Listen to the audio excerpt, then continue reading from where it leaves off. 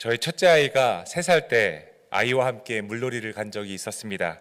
그곳에는 물 미끄럼틀이 있었는데 아이가 3살이다 보니 혼자 물 미끄럼틀을 탈 수가 없었습니다. 그래서 제가 제 앞에 아이를 놓고 이렇게 안고 물 미끄럼틀을 탄 적이 있습니다.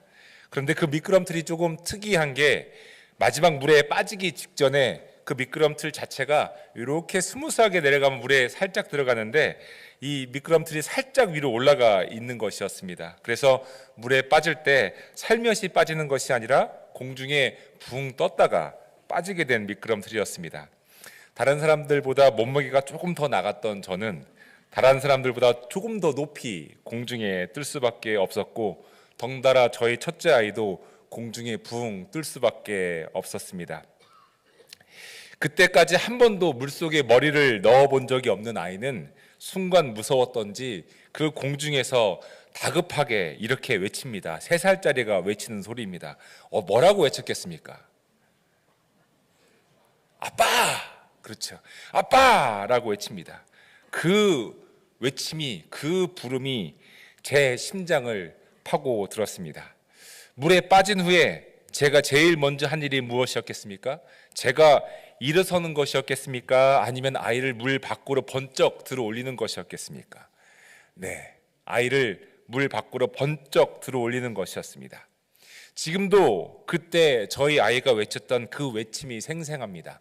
아빠라고 불렀던 그 외침 한마디로, 그 부름 한마디로 모든 것이 다 통했고 모든 것이 다 이루어졌습니다. 오늘은 소망에 대한 말씀을 나누고자 합니다. 삶을 살다 보면 허공에 붕 떠서 물에 빠질 것이 뻔해 보이는 그 두렵고 무서운 순간을 지날 때가 있습니다.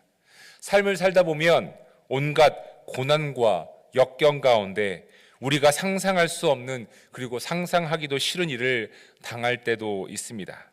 그런데 그런 모든 순간에도 공중에 떠서 물에 빠질 것이 뻔한 순간에도 놓치지 않아야 하는 것, 잃지 않아야 하는 것이 있습니다. 그것이 바로 소망입니다. 소망은 현실을 뛰어넘는 능력입니다. 소망은 삶을 지탱해 주는 힘입니다. 그렇다고 해서 소망이 말도 안 되는 것을 꿈꾸는 것을 의미하지는 않습니다. 소망에는 근거가 있어야 합니다. 근거 없는 소망은 헛된 꿈일 뿐이기 때문입니다. 그렇다면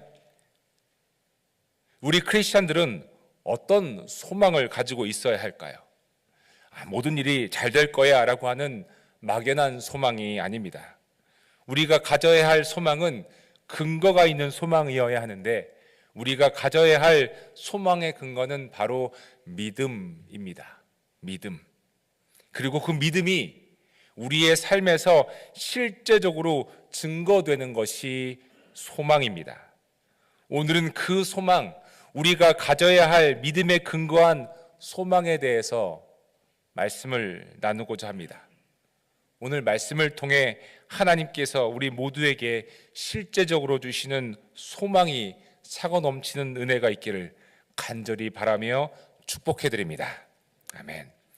우리가 가져야 할 믿음의 그 소망의 근거는 믿음이어야 한다고 말씀드렸습니다. 예수 그리스도를 믿는 사람으로서 믿음은 당연히 가져야 합니다. 그런데 믿음을 가져야 한다는 것이 무슨 뜻인가요? 여러분, 무엇을 믿는다는 뜻입니까?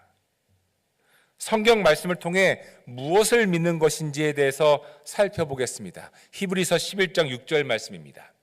함께 읽어볼까요? 시작. 믿음이 없이는 하나님을 기쁘게 해드릴 수 없습니다. 하나님께 나아가는 사람은 하나님이 계시다는 것과 하나님은 자기를 찾는 사람들에게 상을 주시는 분이시라는 것을, 하나님이 계시다는 것과 하나님은 자기를 찾는 사람에게 벌을 주시는 분이 아니라 뭘 주신다고요? 상을 주시는 분이심을 믿어야 한다라고 성경은 이야기하고 있습니다. 우리가 믿어야 하는 것은 하나님이 계시다는 것, 그리고 하나님은 선하신 하나님, 하나님을 찾는 자들에게 상을 주시는 선하신 하나님이라는 것을 믿어야 한다는 말씀입니다. 아주 간단하면서도 명료한 이 설명은 믿음의 본질을 우리에게 보여주고 있습니다. 하나님이 계시다는 것을 믿는다는 것이 쉬운 것 같아도 사실 하나님의 존재를 믿는다는 것은 쉬운 것이 아닙니다. 쉽다면 세상의 모든 사람들이 믿어야 하지요. 그런데 어디 그렇습니까? 하나님이 어디 있느냐? 신이 정말 있다면 이런 고통이 이 세상에 존재하겠느냐? 신이 정말 있다면 내가 이런 고난과 고통 가운데 있겠느냐? 묻는 사람들이 있습니다. 그래, 신이 있다고 치자. 그렇다면 그 신은 나에게 왜 이런 일을 나에게 벌어지게 하느냐? 왜 내가 이런 고통을 당하게 하느냐? 신이 있다고 한다면 그 신은 선한 신이 아닐 것이다. 하나님의 성품에 대해서도 믿지 못하는 사람들이 있습니다. 우리도 이런 질문을 알게 모르게 가지고 살아갈 수가 있죠. 우리들은 정말 하나님이 계시다는 것을 믿습니까? 이 질문은 신앙의 아주 근본적인 질문입니다. 하나님이 계시다는 믿음, 이 믿음은 우리의 노력으로 획득할 수 있는 것이 아닙니다. 믿음은 하나님의 은혜이며 믿음 또한 하나님의 선물입니다. 믿음은 하나님의 은혜이며 하나님의 선물이기 때문에 우리는 하나님께 믿음을 달라고 기도해야 합니다. 여러분, 믿음을 달라고 기도해 보신 적 있으십니까? 저도 정오에 1분 정오 기도를 하면서 하는 기도가 있습니다. 하나님, 저에게 믿음을 더하여 주시옵소서. 왜 제가 그런 기도를 하는지 아십니까? 믿음이 흔들리는 순간들이, 믿음을 흔드는 일들이 자주 발생하기 때문에 그렇습니다. 현실에서, 지금 처한 상황에서 믿음으로 산다는 것이 결코 쉽지가 않습니다. 그래서 매일마다 믿음을 구합니다. 하나님이 계시다는 것을 믿는 그 믿음 말입니다. 사랑하는 교회 여러분, 믿음을 기도로 구하시기 바랍니다. 교회를 오래 다니신 분들 중에서도 하나님이 계시다는 것을 믿지 못하는 분들도 있을 수 있습니다. 아무리 노력을 해도 못 믿겠다고 하시는 분들이 있을 수 있습니다. 왜 그렇습니까? 믿음은 노력도 아니고 믿음은 이해도 아니기 때문에 그렇습니다. 믿음을 노력으로 얻을 수 있다면 믿음은 성취일 뿐이고, 믿음을 이해할 수 있다면 믿음은 지식일 뿐입니다. 하지만 믿음은 성취도 아니고 지식도 아닙니다. 하나님이 계시다는 믿음은 하나님께서 주시는 선물입니다. 따라서 하나님께 믿음을 구해야 합니다. 그리고 믿음은 받을 사람만이 구할 수 있는, 그러니까 믿음은 받을 사람만이 구할 수 있는 선물이 아니라 아직 믿지 못하는 사람을 위해서도 믿음의 사람이 대신 구해줄 수 있는 선물이며 은혜입니다. 우리가 Come and See 기도 운동을 하는 것이 이것 때문입니다. 아직 믿지 못하는 사람을 위해, 아직 믿지 못하는 내 남편과 내 아내와 내 자녀를 위해, 아직 믿지 못하고 있는 내 친구를 위해 대신 믿음의 선물을 그에게 달라고 기도하는 것이지요. 하나님이 계시다는 것을 믿는 믿음은 하나님의 은혜이며 선물이기 때문에 그렇습니다. 믿음의 선물이 우리 모두에게 있기 위해서는 여러분, 우리는 믿음을 달라고 기도해야 합니다. 아직 하나님이 정말 있는지 내가 잘 모르겠어, 아직 확신이 안 서 하시는 분들에게 제가 강권하여 말씀드립니다. 기도하십시오. 믿음을 달라고 기도해 보십시오. 분명히 하나님께서는 그 믿음을 선물로, 은혜로 주실 것입니다. 믿음의 선물이 우리 모두에게 날마다 주어지기를 간절히 소망하며 여러분 모두에게 축복해 드립니다. 하나님이 계시다는 것, 즉 하나님의 존재를 믿는 믿음과 더불어 우리가 믿어야 할 것은 하나님이 어떤 분인가 하는 것입니다. 하나님이 어떤 분인가 하는 것은 하나님의 성품에 관한 것이죠. 히브리서 말씀에 의하면 하나님은 하나님을 찾는 사람에게 상을 주시는 분이라고 말씀하고 있습니다. 하나님은 자신을 찾는 사람에게 벌을 주시는 분이 아니라 상을 주시는 분이라는 것이죠. 이것이 하나님의 성품입니다. 우리가 믿어야 할 것은 이러한 하나님의 성품입니다. 하나님은 하나님을 찾는 사람에게 왜 귀찮게 하느냐고, 나를 좀 그냥 두라고, 너 나를 귀찮게 해서 벌을 주겠다고 하는 분이 아니라 도리어 하나님을 찾고 찾는 사람에게, 하나님을 또 찾고 또 찾고 찾는 사람에게 상을 주시는 분이심을 우리는 믿어야 합니다. 우리는 교회에서 쉽게 믿음을 말하면서도 그 믿음이라고 하는 단어가 너무 익숙해서 무엇을 믿는지에 대해서 잘 생각해 보지 않았던 것 같습니다. 믿음은 하나님이 계시다는 것과 하나님께서는 하나님을 찾는 사람들에게 상을 주시는 선하신 분이라는 것을 믿는 것입니다. 즉 하나님의 존재와 하나님의 성품을 인정하는 것이 믿음이라는 말씀입니다. 소망에 대한 말씀을 드리면서 믿음에 대해 먼저 이렇게 말씀을 드리는 이유는 우리가 가져야 할 소망이 결코 믿음 없이는 가질 수 있는 것이 아니기 때문입니다. 믿음 없는 소망은 그냥 뜬금없는 바람일 뿐이지요. 하지만 우리가 가져야 할 소망은 단순한 바람이 아닌 믿음에 의하여 확인되고 확증된 소망이어야 합니다. 확인된 소망이어야 하고 확실한 증거가 있는 소망이어야 한다는 말씀입니다. 이 부분이 어렵습니다. 소망을 어떻게 확인하고 어떻게 소망에 대해서 확실한 증거를 가질 수 있단 말입니까? 교회 여러분, 크리스천으로서 우리가 이 부분에 대해서는 분명히 해야 할 필요가 있다고 생각합니다. 믿음이 없이는 소망이 확인도 안 되고 소망에 대한 확실한 증거도 가질 수 없습니다. 하지만 믿음이 있을 때 어떤 믿음이죠? 하나님은 계시다. 또 어떤 믿음입니까? 하나님은 자신을 찾는 사람에게 상 주시는 분이시다. 이 믿음이 있을 때 우리의 소망은 믿음에 의해서 확인되고 믿음 자체가 우리에게 확실한 소망의 증거가 됩니다. 따라서 소망은 믿음과 분리될 수가 없습니다. 믿음 따로 소망 따로일 수가 없다는 말씀입니다. 소망과 분리될 수 없는 믿음, 즉 하나님이 계시다는 것과 하나님의 성품, 하나님을 찾는 사람에게 상을 주신다고 하는 선하신 분이시라는 그 믿음은 우리가 가져야 할 소망의 뿌리입니다. 여러분, 우리 소망이 있지 않습니까? 병 고침에 소망이 있을 수도 있고요. 내 삶 속에서 어려움이 극복되기 원하는 소망이 있고요. 어떤 소망들이 다 있지 않습니까? 그 소망이 하나님에 대한 믿음의 뿌리를 두고 있어야 된다고 하는 말씀입니다. 오늘 읽은 본문 말씀 또한 우리에게 하나님이 어떤 분이신지를 보여주고 있는 말씀이면서 우리가 왜 믿음으로 증거를 삼을 수 있는 소망을 가질 수 있는지에 대해서 보여주고 있는 말씀입니다. 왜 그런지 말씀을 통해 살펴보겠습니다.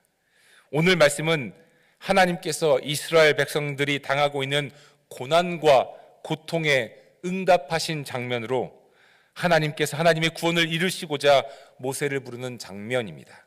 7절 말씀입니다. 주님께서 말씀하셨다. 나는 이집트에 있는 나의 백성이 고통받는 것을 똑똑히 보았고 또 억압 때문에 괴로워서 부르짖는 소리를 들었다. 그러므로 나는 그들의 고난을 분명히 뭐라고 말씀하고 있습니까? 안다. 분명히 안다. 여러분, 역사의 이야기가 아닙니다. 오늘 우리의 이야기입니다. 오늘 이 말씀을 오늘날의 버전으로 바꾸면 이렇게 표현할 수도 있습니다. 주님께서 말씀하셨다. 나는 세상에 살고 있는 나의 백성들이 당하고 있는 고통을 똑똑히 보았고 또 그 고통과 어려움 때문에 괴로워서 부르짖는 소리를 똑똑히 들었다. 그러므로 나는 그들의 고난을, 그러므로 나는 너희의 고난을 분명히 안다. 그리고 이어서 이렇게 말씀하십니다. 이제 내가 내려가서 이집트 사람의 손아귀에서 그들을 구하여. 하나님은 이스라엘 백성들의 고난과 고통을 보셨고 그들의 부르짖는 소리를 들으셨습니다. 그런데 그렇게 보고 들으신 것으로 그친 것이 아니라 하나님께서 친히 이 땅 위에 내려오셔서 하나님의 백성들을 친히 구원하시겠다고 말씀하시는 겁니다. 우리가 아까 보았던 히브리서 11장 6절 말씀이 오늘 본문 말씀과 연결되는 이유가 여기에 있습니다. 고통과 절망 중에도 하나님이 안 계시는 것이 아니고 하나님은 계십니다. 그리고 하나님은 고통 중에, 고난 중에 하나님을 찾는 사람에게 구원을 베푸시는 분이십니다. 여러분 아멘이십니까? 아멘. 우리가 가져야 할 소망의 근거가 바로 여기에 있습니다. 하나님은 우리의 고난과 고통을 모른 척하지 않는 분이라는 것이죠. 하나님은 하나님의 백성의 고통을 똑똑히 보시고 또한 부르짖는 소리를 들으십니다. 그리고 그렇게 보고 들으신 하나님께서 그 고난과 고통의 현장을 묵과하지 않으시고 직접 내려오셔서 하나님의 백성을 구원해 주십니다. 오늘 본문 말씀이 하나님의 존재와 하나님의 성품을 보여주고 있는 말씀인 것이지요.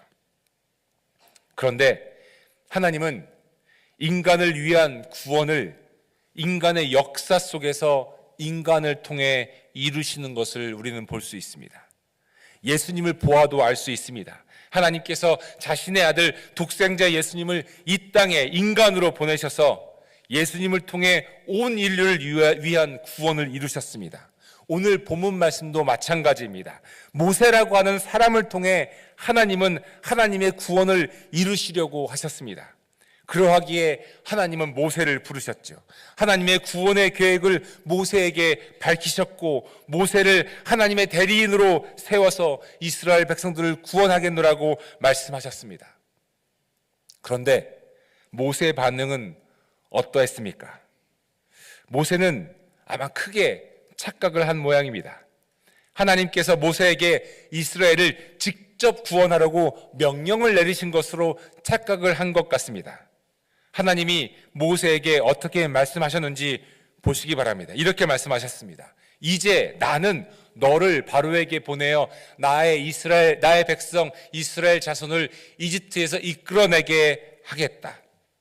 이 말씀을 잘 보면 너는 이스라엘 자손을 이집트에서 직접 이끌어내어라 라고 하신 말씀이 아닙니다. 이집트에서 이끌어내게 하겠다고 하신 말씀입니다. 그러면 이집트에서 이끌어내는 분이 누구입니까? 모세입니까? 하나님입니까? 누구이시죠, 여러분? 하나님이시죠. 하나님은 모세를 구원의 도구로 사용하겠다고 하시는 것이지 구원의 주체가 되라고 하는 말씀이 아니었습니다. 구원을 이루시는 분은 하나님이시기 때문에 그렇습니다. 그런데 모세는 착각을 합니다. 그래서 이렇게 반응을 하죠. 모세가 하나님께 아뢰었다. 제가 무엇이라고 감히 바로에게 가서 이스라엘 자손을 이집트에서 이끌어내겠습니까? 사랑하는 교회 여러분, 죄의 본질에 대해 잠깐 말씀을 드려야 할 것 같습니다. 갑자기 웬 죄의 문제냐고 생각하실 수도 있겠지만 사실 우리의 삶에서 항상 죄의 본질적 문제가 자리를 잡고 있기 때문입니다. 그것이 무엇입니까? 무엇이 죄의 가장 큰 본질입니까? 그것은 바로 나라고 하는 것입니다. 나 중심의 생각, 나 중심의 세계관, 나 중심의 활동, 나 중심의 환경, 나라고 하는 자아 중심적 현상이 죄의 본질이라고 하는 것이죠. 죄를 영어로 sin이라고 하지 않습니까? S-I-N. 그런데 이 sin이라고 하는 단어의 한 가운데에 있는 철자가 여러분 무엇입니까? 뭐죠? I입니다. I. 우연의 일치일지는 모르겠지만 죄는 내가 중심일 때가 죄지요. 생각을 내 중심내로 할 때도 죄이지요. 하나님의 부르심 앞에 모세는 여전히 자기 자신이 중심이었습니다. 하나님의 부르심 앞에 자기 자신을 봅니다. 내가 무엇이라고, 내가 무슨 자격이 된다고, 내가 그럴 만한 사람이냐고. 어떻게 보면 겸손해 보이기도 하지만 그리고 현실적으로 보이기도 하지만 죄는 바로 이것입니다. 자신을 바라보는 것, 자신을 부르신 하나님을 중심으로 보는 것이 아니라 여전히 자신을 중심으로 보는 것, 이것이 죄의 본질이라고 하는 것이지요. 태어난 아기 때부터 우리가 나이가 들으신 어르신들의 일기까지 나라고 하는 것이 죄의 본질입니다. 우리가 소망에 대해서도 우리의 중심적 소망이 아니라 하나님 중심적 소망을 가져야 하는 이유도 바로 여기에 있습니다.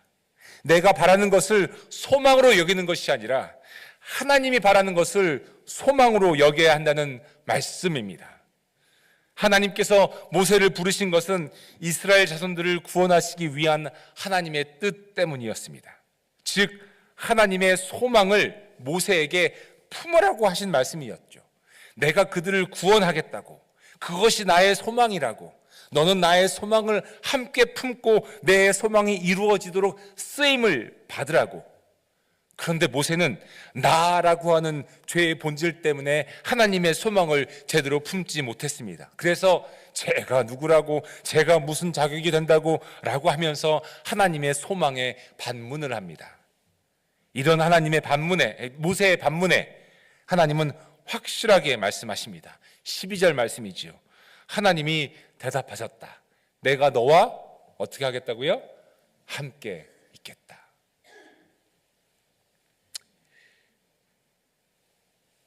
교회 여러분, 솔직히 고백하겠습니다.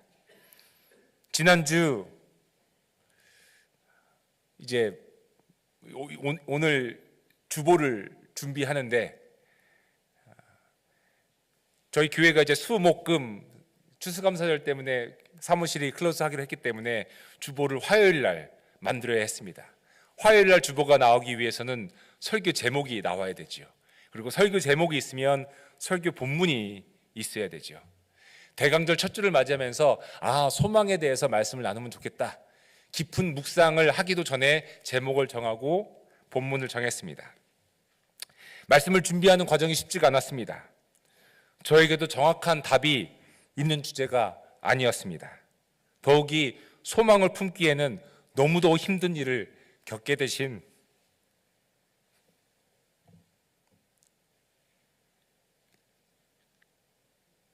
그 교육 과정이 있어서 섣불리 소망에 대해 말씀을 준비하기가 어려웠습니다. 제가 알지 못하는 하나님의 뜻을 감히 아는 것처럼 말할 수도 없었고, 우리가 이해하지 못하는 일들에 대해서도 다 하나님 뜻이 있을 거야, 하나님 안에서 소망을 품자라고 말할 수도 없었습니다. 이렇게 우리는 답이 없는 인생을 살아갑니다. 그런데 교우 여러분, 답이 없는 인생을 살기 때문에 우리에게 필요한 것이 소망 아니겠습니까? 삶에, 인생에 답이 있다면 소망은 필요가 없습니다. 답이 있는데 무슨 소망이 필요합니까? 답대로만 살면 되니까요.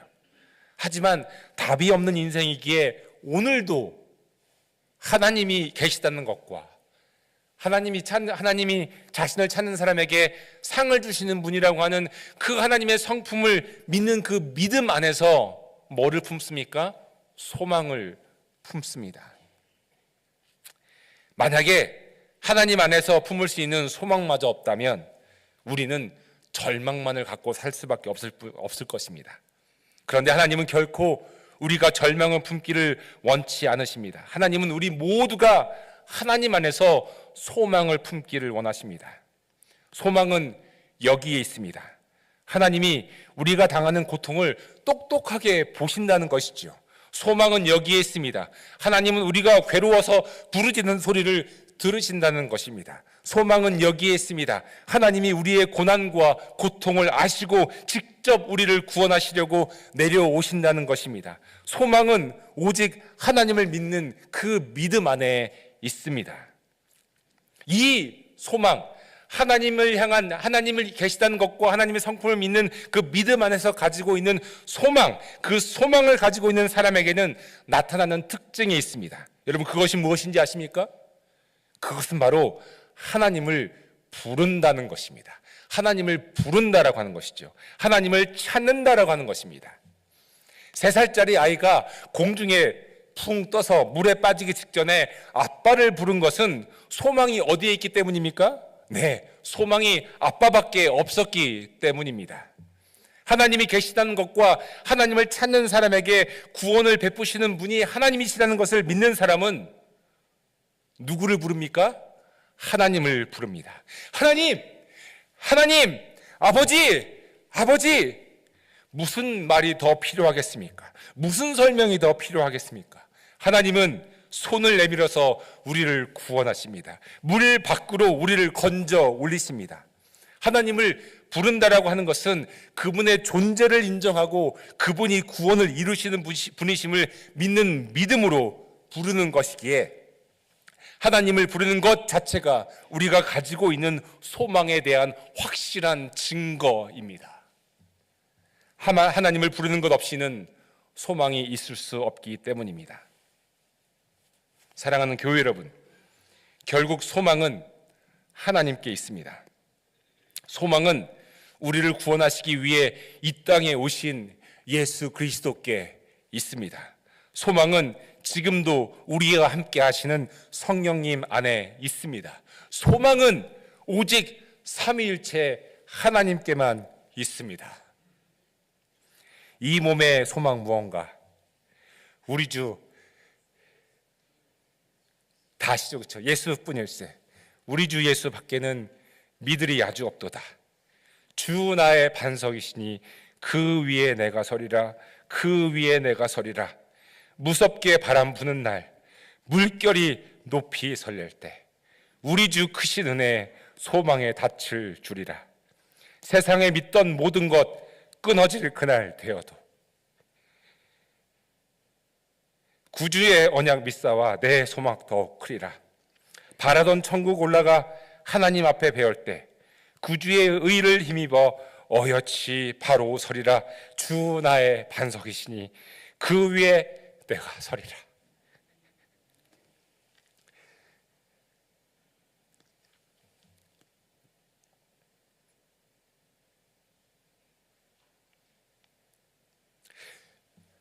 하나님은 지금도 우리를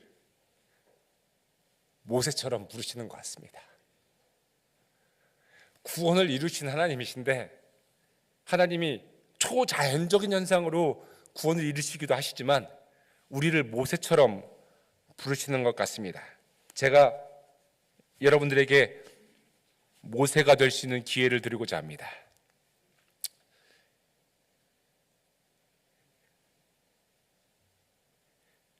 준비되셨죠? 모세가 되실 준비 되셨습니까? 저도 그렇게 하고자 합니다. 예. 우리 교우 중에 우리 이지영 교우가 있습니다. 우리 이택수 장로님 둘째 따님이시죠? 지난주 토요일부터 이제 우리 이지영 교우가 어디 있는지 지금 모르는 상태입니다. 그래서 지금 미싱되어 있습니다. 그 이택수 장로님과 김진희 집사님 따님을 찾기 위해서 경찰도 신고하고 다 했죠. 소망이 어디에 있습니까, 여러분? 소망은 하나님께 있죠. 하나님이 계시다는 것과 우리의 하나님을 찾는 사람에게 상을 주시는 분이라고 하는 거죠. 제가 우리 모두가 모세가 될 수 있는 기회라고 하는 것이 이것입니다. 우리 전 교우가 시간을 정해놓고 하나님께 간구하는 기도를 좀 드렸으면 좋겠습니다. 우리 1분 정오기도 우리 하고 있는데요. 1분 정오기도에 우리 이정 교우님을 꼭 포함시켜서 여러분 기도해 주시고요. 그리고 우리 교우가 전체 밤 9시에 시간을 정해놓고 각자 있는 곳에서 함께 기도했으면 좋겠습니다. 우리 다가 당하고 있는 고난과 고통이 여러분 있지 않습니까? 그래서 우리 이지영 교우 어디 있는지 모르지만 소망을 품고 모세의 마음으로 기도하는 겁니다. 하나님 제가 무엇이라고 제가 무슨 기도한다고 하나님 하시겠어요? 여러분 이런 마음 품지 마시기 바랍니다. 죄의 본질입니다. 내가 아니라 하나님이죠. 하나님 때문에 기도하는 겁니다. 모세의 마음으로 하나님께서 우리를 구원의 도구로 사용하시는 마음으로 기도하는 겁니다. 그래서 제 전화기에도 이제 시계에도 알람을 하나 더 추가하고자 합니다. 이제 12시에 알람이 되어 있어서 1분 정오기도 하는데요. 저녁 9시에 알람을 추가할 겁니다. 그래서 기도할 겁니다. 함께 우리 모세가 되어 봅시다. 함께 기도합시다. 그래서 소망을 함께 믿음 안에서 품어 봅시다. 그 소망은 믿음의 근거를 합니다. 이제 말씀을 정리하고자 합니다. 소망이 무엇입니까? 소망은 오직 우리의 인도자 되시는 구원자 되시는 하나님이십니다. 소망이 무엇입니까?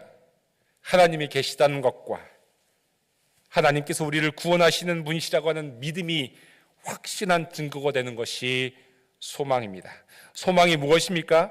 소망은 내 뜻을 품는 것이 아니라 하나님의 뜻을 품는 것입니다. 하나님의 소망을 품는 사람들에게 나타나는 특징이 있습니다. 믿음으로 하나님을 부릅니다. 하나님, 이 부름으로 우리는 우리의 인생에서 하나님이 누구신지를 고백합니다.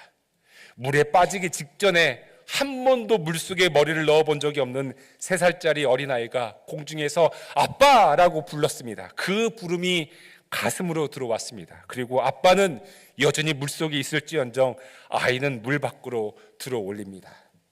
사랑하는 교회 여러분, 숙제 하나 내드리겠습니다. 영적인 숙제입니다. 지난주 숙제 여러분 기억하시죠? Thank you God in advance. 하나님 미리 모든 것에 감사합니다라고 하는 숙제였습니다. 여러분 그 숙제는 평생의 숙제입니다. 오늘도 평생의 영적 숙제를 여러분들께 내드리겠습니다. 하나님의 이름을 부르십시오. 하나님을 찾으십시오. 그 부름으로 하나님은 우리에게 구원을 베푸십니다. 어떠한 상황과 역경 속에서도 하나님을 향한 믿음 안에서 하나님을 부르는 우리 모두가 되기를 간절히 소망합니다. 교우 여러분, 어떤 일이 있던 하나님이 계시다는 것과 하나님께서 구원을 이루신다고 하는 믿음 안에서 소망을 간직하시기를 바랍니다. 우리 와시단 하나님교회 모든 성도님들과 또 방송으로 예배 참여하고 계시는 모든 분들이 하나님을 향한 믿음 안에서 하나님을 부르며 소망의 인생을 살아가기를 간절히 저도 소망하며 축복해 드립니다. 아멘. 함께 기도하겠습니다.